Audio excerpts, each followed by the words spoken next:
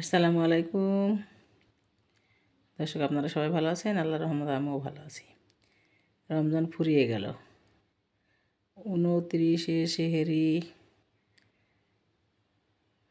সেহরি খাওয়ার জন্য রেডি হয়ে গেছি। ভাত রান্না করলাম, মাংস রান্না করলাম, ছোলার ডাল রান্না করলাম, শাক ভাজা, পাঁপড় ভাজা, দই। এটা দিয়ে আজকে সেহরি খেয়ে ফেলব। রমজান শেষ, ঈদ মোবারক শুরু। আনন্দের সাথে সবাই ঈদ কাটান, আমিও আনন্দের সাথে ঈদটা কাটাই। আল্লাহর রহমতে সবাই যেন খুশির বন্যা বয়ে যায়। আল্লাহ সবাইকে যেন ভালো রাখে, সুস্থ রাখে, সুন্দরভাবে যেন ঈদ মুবারক কাটে। সবাই আপনারা দেখেন ভিডিওটা, লাইক করেন, শেয়ার করেন, নতুন হলে আমার চ্যানেলকে সাবস্ক্রাইব করেন। আল্লাহ হাফেজ।